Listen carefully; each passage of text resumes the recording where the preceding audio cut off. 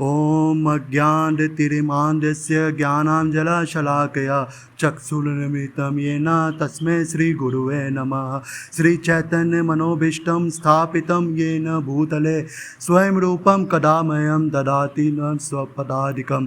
वन्देऽहं श्रीगुरो श्रीयुतपदं कमलं श्रीगुरु वैष्णवांच श्रीरूपं साग्रजातं सहगणं रघुनाथितं सजीवं साद्वैतं साधूतं परिजनं सहितं कृष्णचैतन्यदेवं श्रीराधाकृष्णपादाय सहगुणा ललिता श्रीविशाखा विश्रांतम्। ओम नमो विष्णुपादाय कृष्णपृष्ठाय भूतले श्रीमते भक्तिवेदांत स्वामी नामे नमस्ते सारस्वते देवे गौरवाणी प्रचारिणे निर्विशेष शून्यवादी पाश्चात्यदेशतारिणे। हरे कृष्णा कृष्णा कृष्णा हरे हरे, हरे राम राम राम हरे हरे। तो आप सभी का स्वागत है। जय हरे कृष्णा। तो पहले तो मैं आप लोगों को धन्यवाद दूंगा कि आपने मुझे सुनने के लिए समय निकाला। तो आज हम लोग चर्चा कर रहे हैं भगवद गीता से, और भगवद गीता का बहुत फेमस श्लोक है, चौथे अध्याय का 13वां श्लोक। हम लोग एक बार प्रोनाउंस भी करेंगे। चातुर्वर्ण मया सृष्टम गुण कर्म विभागसा तस्य कर्तारमपि मां विधि अकारतम अव्ययम।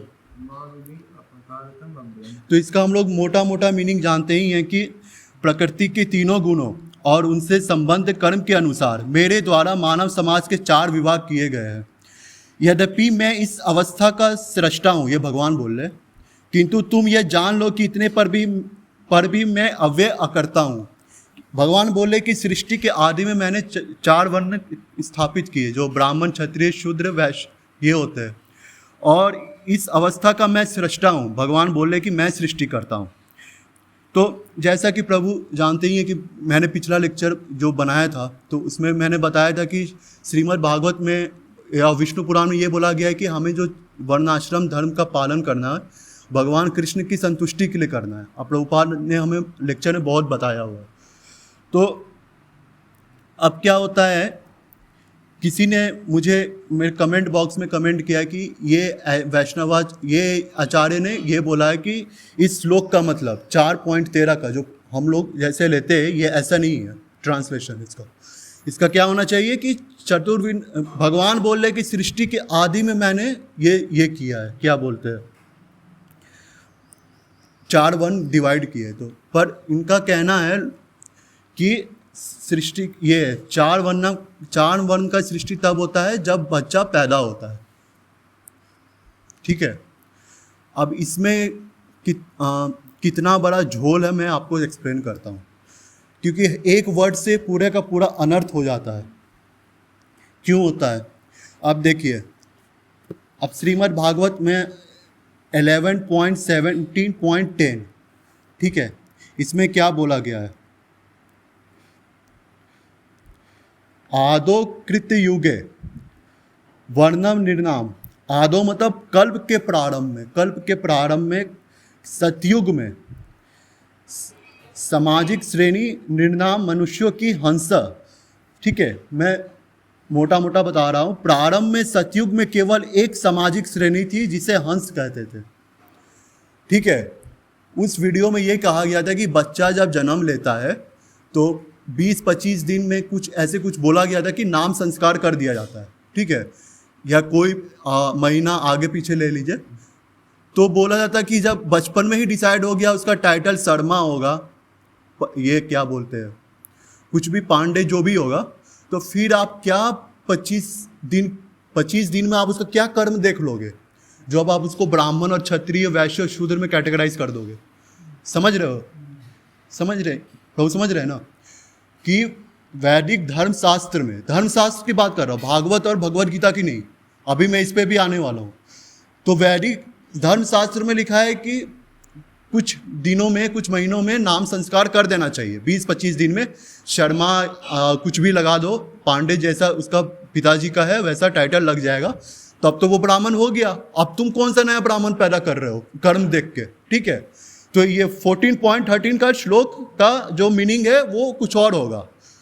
तो इससे देखिए अब सुनने में बहुत साधारण सी बात लगती है, पर इससे क्या होता है कि आपकी जो परंपरा कह रही है उसकी बात पर उसको सीधे दरकिनार कर दिया जाता है। अरे तुम्हारे आचार्य कर रहे हैं, इससे क्या घंटा फर्क पड़ता है।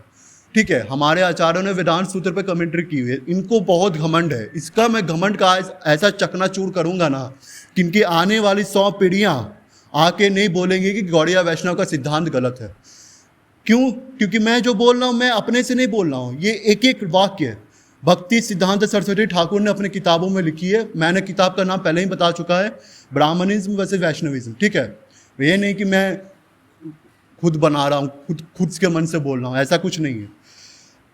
अब उनका कहना है कि पिताजी का नाम शर्मा है, ये है वो है, तो बच्चे का नाम ये होना चाहिए। ठीक है, भागवत क्या कहती है? भागवत फिर से मैं बोल दे रहा हूँ 11.17.110 में ये कह रही है कि सतयुग के प्रारंभ में, यानी सतयुग में सिर्फ एक सामाजिक श्रेणी थी जिसे हंस कहते थे। ठीक है, आप कह रहे हो कि आपके पिताजी का नाम शर्मा जी है, फलाने का वर्मा जी है, वो फलाने का कुछ डिंका जी है। भागवत तो कह रही है सतयुग में सिर्फ एक ही श्रेणी के योग थे। ठीक है, तो हम तुम्हारा पाखंड माने कि हम भागवत माने? ठीक है, श्रीमद् भागवत कह रही है कि सिर्फ एक ही श्रेणी के लोग हैं। अब यही हो जाता है ना, लोग धर्मशास्त्र को सर्वोच्च बना रहे थे। क्यों बना रहे थे? क्योंकि इससे आपका रोटी पानी चल रहा है। ठीक है, आप कहते तो हो कि मैं ये चतुर्मास का एक सीजन आता है, तो चतुर्मास में सब भागवत पर लेक्चर देते हैं। ठीक है, भागवत पर लेक्चर, कथाएं होती हैं, बहुत लोग बोलते हैं। ठीक है, आता किसी को नहीं है। ठीक है, श्लोक कहाँ का है? 11वां स्कंध का है। वो खोलेंगे 10वां स्कंध, रासलीला बोलेंगे। ठीक है, नहीं तो कुछ और बोलेंगे। उनको ये श्लोक नहीं दिखता है कि प्रारंभ में सतयुग में केवल एक सामाजिक श्रेणी थी, हंस। ये श्लोक गायब हो जाता है। आदि शंकराचार्य ने वेदांत सूत्र में क्या लिखा है कि स्मृति से ज्यादा अथॉरिटी श्रुति की होगी। श्रुति मतलब उपनिषद, ये सब। ठीक है, और स्मृति में भी सबसे बड़ी अथॉरिटी भगवत गीता की है। ठीक है, इसलिए प्रस्थान त्रय में पहला वेदांत सूत्र पर कमेंट्री की जाती है, सेकंड उपनिषद पे कमेंट्री की जाती है, तीसरा भगवत गीता पे कमेंट्री की जाती है। क्यों की जाती है? वहां तो ये नहीं बोला गया कि ये क्या बोलते हैं धर्मशास्त्र पर कमेंट्री करूं, वहां तो नहीं बोला गया। तो भगवत गीता जब साफ साफ बोली है चातुर्वर्णा मया सृष्टम, कि मैंने चतुर्वर्ण का सृष्टि किया है, जो गुण। अब इसमें जन्म कहीं आ रहा है? कहीं आ रहा है? नहीं आ रहा। गुण कर्म विभाग है सर। जब साफ साफ लिखा है गुण और कर्म पे विभाग होता है, तब आप इस पे जन्म क्यों घुसा रहे हो? आप बोले भगवत गीता को दरकिनार करो, धर्मशास्त्र को ऊपर लाओ, तो आप तो अपने संप्रदाय का, अपने आचार्य का, सबका तो खंडन कर रहे हो। ठीक है, तो भगवत गीता को बोल दो ना स्मृति शास्त्र में सबसे बड़ी अथॉरिटी नहीं है। प्रभुपाद जी ने तात्पर्य में क्या लिखा है? भगवान प्रत्येक वस्तु के सृष्टा है। ठीक है, प्रत्येक वस्तु उनसे उत्पन्न है, उनके ही द्वारा पालित है, और प्रलय के बाद प्रत्येक वस्तु उन्हीं में समा जाती है। अतः वे ही वर्ण आश्रम व्यवस्था के सृष्टा है। पहली तो ये बात तो कोई मानता नहीं है। पाखंडियों का कहना है कि पंच देवी देवता उपासना करो, भगवान विष्णु को पूज लो, दुर्गा माँ को पूज लो, और क्या है, गणेश जी को पूज लो, कार्तिकेय जी को पूज लो। ये भगवत गीता में भगवान कह रहे हैं चातुर्वर्णा मया सृष्टम, मैंने सृष्टि की है। तो ये मैं का पता नहीं कौन सा अर्थ निकाल के बोलते हैं कि 5 देवी देवता ने सृष्टि कर दी है। इनका तो मतलब क्या बोलो, मतलब अद्वैत वेदांत आदि शंकराचार्य के संप्रदाय ने जितना भगवत गीता का मिस ट्रांसलेशन किया हुआ है, आज तक किसी ने नहीं किया। मिस ट्रांसलेशन समझते हैं? हाँ, गलत अर्थ, जो अर्थ होना चाहिए उस अर्थ के विपरीत अर्थ कहते हैं। यहाँ बोले मया सृष्टम, आप बोलेंगे मुझे भूख लग रही है तो मैं आपको ना खाना खिलाऊंगा कि मैं 5-4 आदमी को और को खाना खिलाऊंगा। हाँ, जब खुद के भूख लगता है किचन में जाके अपनी माँ को बोलते हैं माँ भूख खाना दो, तो तब का नहीं बोलते मेरे अंदर का आत्मा बोल रहा तो 5 लोग को और को खाना दो? तब तो नहीं होता है, तब तो आपका सिद्धांत तेल बेचने चला जाता है। यहाँ जब भगवान बोल रहे मया सृष्टम, तो भाई बात मान लो कि भगवान कृष्ण ने सृष्टि की है। पहले तो ये बात मानो। ये बात कोई नहीं मानता आज के युग में। सिर्फ कृष्ण भावना में प्रभुपाद ने ये प्रचार किया। आज भी जो लोग वैष्णविज्म को जान रहे हैं ना, ओवरऑल वैष्णविज्म प्रभुपाद के कारण ही जान रहे हैं कि बाकी 3 संप्रदाय भी है, मध्वाचार्य, रामानुजाचार्य, उन्होंने बहुत प्रचार किया है, मैं नहीं कह रहा हूँ, पर ये प्रचार भारत तक सीमित रह गया है। इसको ग्लोबल लेवल मतलब पूरे विश्व तक पहुंचाना। आज जब भगवत गीता बिकती है तो यहाँ पर आप देखते होंगे शुरुआत में गुरु परंपरा दिया हुआ है, तो उसमें सबसे पहले प्रभुपाद का नाम नहीं दिया हुआ, सबसे पहले नाम मध्वाचार्य का दिया हुआ है। तो कोई भी जो अच्छे से पढ़ेगा वो जानेगा ना कि हाँ भाई मध्वाचार्य नाम के कोई भी आचार्य आए हैं दूसरे संप्रदाय का। प्रभुपाद ने हर किताब में अपने रामानुजाचार्य सबको कोट किया हुआ है। तो ये इनसे क्या हो रहा है, अगर आज ये बुक बिकती है मार्केट में वर्ल्ड लेवल पर तो सबका नाम हो रहा है ना वैष्णवी सबका। तो हमें यह समझना चाहिए कि प्रभुपाद ने हमारे ऊपर कितना कृपा किया है और हमारे संप्रदाय ने कि जो भी है उसको एज इट इज़ रखा है, तोड़ मरोड़ नहीं किया है। आप बोलेंगे कि ये जानने का क्या ज़रूरत है, लेक्चर कोई और चीज़ पे भी हो सकता था, लेक्चर हो सकता था, पर आपको ये जानना पड़ेगा कि लोग दूसरे क्या कहते हैं। अगर आपको गलत सिद्धांत अगर आपको नहीं पता चला तो कोई भी एक वर्ड से लेकर आपको घुमा सकता है, एक वर्ड संस्कृत का लेगा घुमा देगा, ठीक है। गुण कर्म विभाग सा सिंपल सा है, पर यहाँ पर जन्म घुसा देगा, ठीक है, कि जन्म से मानो। अब आपको भी तो कोई तर्क दे सकता है ना कि आपके पापा का नाम पांडे है तो आप पांडे हो गए, तो अब तो हो गया ना भाई, खत्म बात। तो तुम क्यों नहीं मान रहे हो? तो उसको बताइए भाई। पहले हमने क्या बताया हम कि शुरुआत में सृष्टि के आदि मनु जी ने सबको पैदा किया, ठीक है। भागवत कह रही है कि प्रारंभ में सतयुग में केवल एक सामाजिक श्रेणी थी, यानी हंस, यानी सब कोई एक ही वर्ण और कास्ट के थे। बाद में त्रेता युग इसमें आके ये हुआ डिवीजन हुआ है, ठीक है। यज्ञ करना था ना, यज्ञ करते तो सिर्फ ब्राह्मण करते, तो उस टाइम यहाँ पर ये डिवीजन हुआ है, ठीक है, कि हाँ ब्राह्मण क्षत्रिय वैश्य शूद्र। इसका मतलब तुम्हारे डिवीजन किया गया, क्यों किया गया? क्योंकि सामाजिक स्तर गिरा। इसका मतलब ये नहीं हो जाता है कि ओरिजिनलिटी खत्म हो गई, तथ्य खत्म हो गया है, ये नहीं होता है। हाँ, अगर मान लीजिए यहाँ पर सामाजिक स्थिति खराब हो जाती है तो मैं मैनेजमेंट के कारण एक नया रूल बना देता हूँ।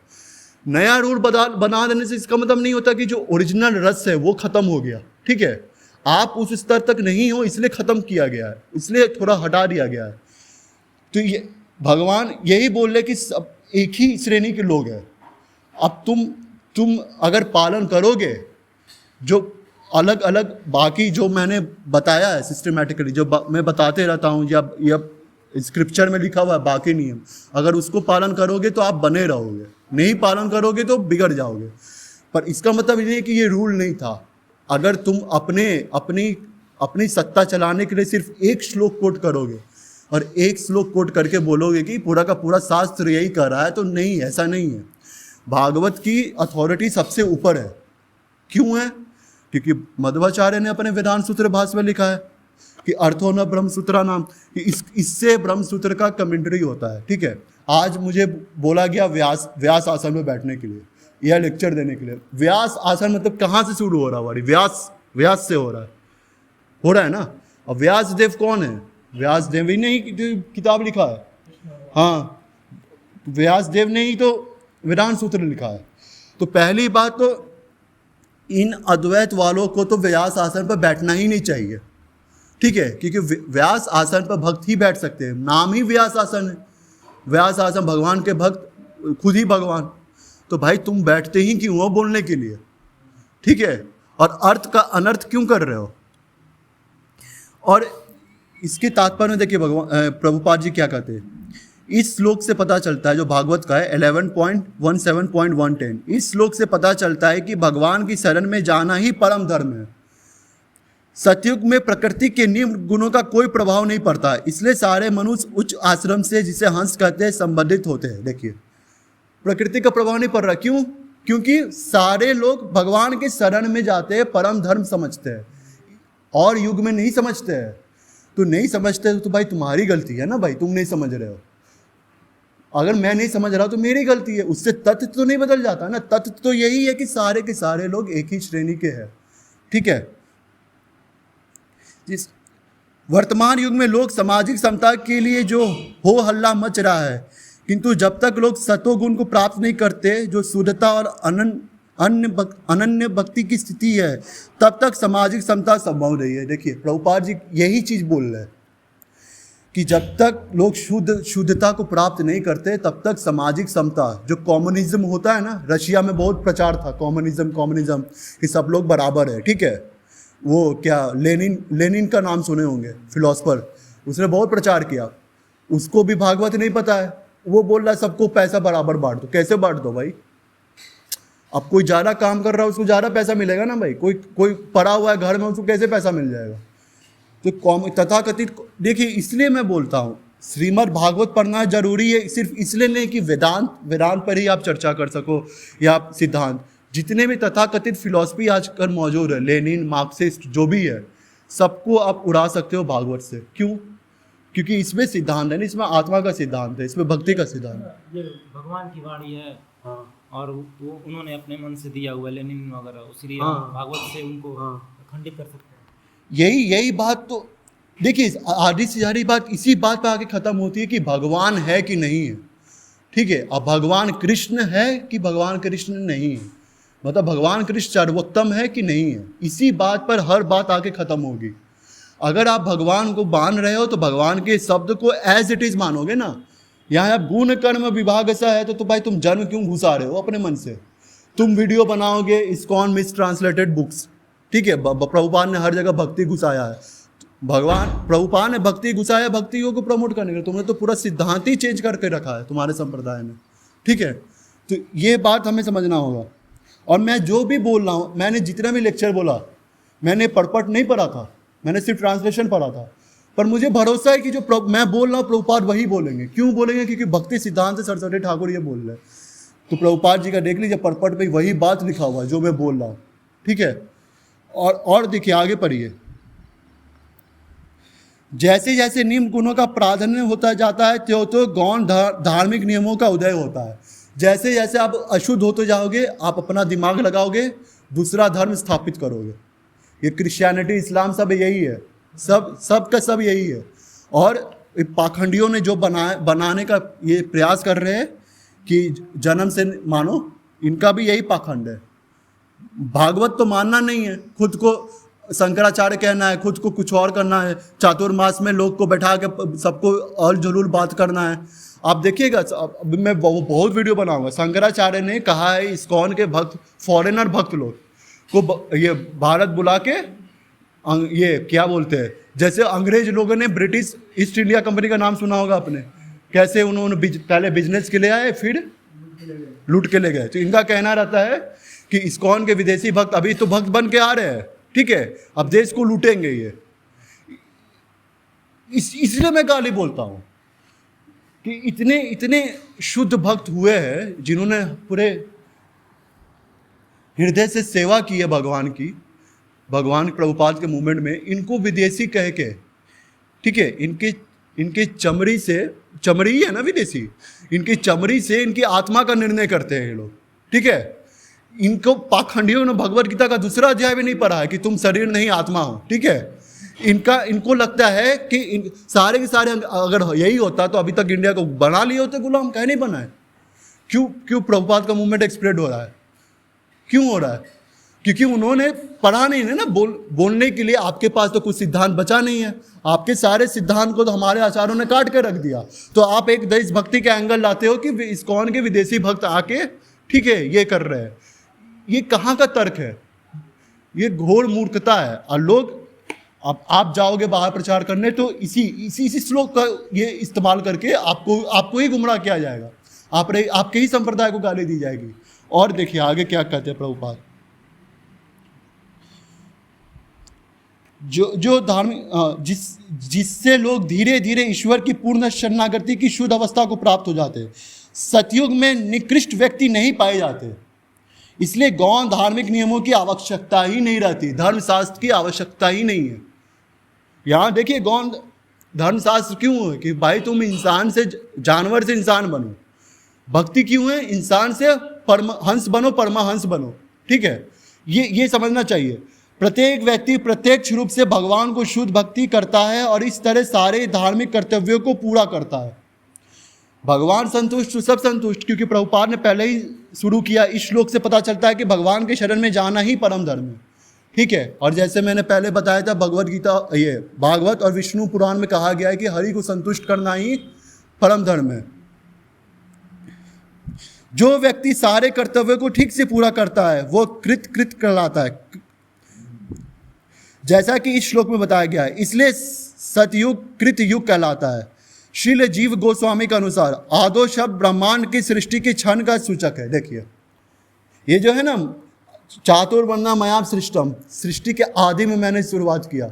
अब देखिए प्रभुपाद इसलिए श्रील जीव गोस्वामी का ही उदाहरण पेश कर रहे हैं कि आदो शब्द मतलब ब्रह्मांड का आदि होता है। ये नहीं कि आपका जन्म हुआ तब से हो रहा है, ठीक है। आपके जन्म से अगर 4 वर्ण का डिवीजन शुरू होता है तो बाकी लोग का कैसे डिसाइड हो गया, कैसे वो डिसाइड हुआ? कल्पना, दूसरे शब्दों में वर्णाश्रम प्रणाली कोई अवांछनीय कल्पना नहीं है, अपितु सृष्टि के साथ यह स्वाभाविक रूप से उत्पन्न होती है। देखिए सृष्टि के साथ स्वाभाविक रूप से उत्पन्न होती है। यह नहीं कि किसी का जन्म हो गया तो अब उसका डिसाइड होगा, ठीक है, ऐसा नहीं है। क्यों? क्योंकि पहले से ही सारे लोग हंस प्रणाली से, हंस गोत्र से बोल सकते हैं, ठीक है। बाकी लोग अभी के जो आप नहीं मानोगे तो आपके लिए धार्मिक नियम है पशु से इंसान बनाने के लिए, ठीक है, और कुछ नहीं है। और इसके आगे क्या कहते हैं, इसलिए सभी बुद्धिमान व्यक्तियों को चाहिए कि इसे मान ले। प्रभुपाद जी ने बोला बुद्धिमान व्यक्तियों को। तो हमें समझना पड़ेगा कि ये मेरा मैसेज नहीं है, मेरा पर्सनल एजेंडा नहीं है, मेरे को बोलना है, गाली देना है, इसलिए मैं ये लेक्चर बोल रहा हूँ। ये प्रभुपाद जी खुद बोले जो बुद्धिमान व्यक्ति को चाहिए कि इसे मान ले। अब हमें डिसाइड करना है कि हम अपने परंपरा में है कि नहीं है। अगर है तो भाई प्रभुपाद की कमेंट्री को मानेंगे, हम मानेंगे तो भाई जो मैसेज है वो तो बोलेंगे ही, चाहे आपको लोग पागल बोले, चाहे आपको बोले कि ये हेड फैलाता है, जो भी ये बोले, बोलने के लिए तो बोलेंगे ना। उनके पास तो सिद्धांत बचा नहीं है, भागवत तो कह रहा है साफ साफ बात, अब तो कुछ बात बचा नहीं है, तो यही बोलेंगे कि तुमको तुम्हारे अंदर जलन की भावना है, तुम्हारे अंदर द्वेष है, तुम गुस्सा करते हो, तुमको अपने पता नहीं है, तुम भक्त हो, तुम सिर्फ भागवत तक सीमित हो, तुम और शास्त्र पढ़ो। क्यों शास्त्र पढ़े भाई, क्यों पढ़े? जब भागवत सारे शास्त्र का कंक्लूजन है, तुम कहला दूसरे शास्त्र पर जाए, क्यों जाए? अगर तुम कहते हो तुम्हारे ही आचार्य ने वेदांत सूत्र पर कमेंट्री की, तो हमारे आचार्यों ने भी की, करके साबित किया। अब जब हिस्ट्री में हो चुका है तो बार बार थोड़ी करेंगे, जाके पढ़ लो, वहां पर दिया गया, रेफरेंस दिया गया, तो तुम पढ़ोगे है नहीं, आके नियम आके कुछ भी बोलोगे तो उससे होगा नहीं, ठीक है। तो ये 4.113 का एक गलत एंगल मैंने काटा है, इसका बहुत गलत एंगल है, बहुत, क्योंकि इसका दुरुपयोग बहुत होता है। पर हमें सिद्धांत समझना पड़ेगा। ये सारा सिद्धांत 2 ही सिद्धांत से आ रहा है। पहला सिद्धांत कि भगवान कृष्ण भगवान है, और दूसरा कि आप शरीर नहीं आत्मा हो। अगर इस 2 बात को आप मान रहे हो और भागवत के अथॉरिटी को मान रहे हो तो आप सही निष्कर्ष पर पहुंचोगे। ये 3 चीज, अगर ये 3 चीज पर आप घोटाला किए, अशुद्ध वृत्तियां अपनी उसके ऊपर थोपी, तो आप उल्टा कंक्लूजन निकालोगे। इसमें गौड़िया वैष्णव भक्तों की कोई गलती नहीं है। या तो तुम अपना सिद्धांत चेंज करो, या तो तुम जाके मुंह बंद कर लो, ठीक है। हम 2 बोलेंगे ही बोलेंगे, ठीक है। तो मैं आप लोगों का कोई प्रश्न? ठीक है, तो मैं आशा करता हूँ कि आप लोगों को ये लेक्चर अच्छा लगा हो। बाकी मैं ये सीरीज़ बनाते ही रहूँगा। हरे कृष्णा।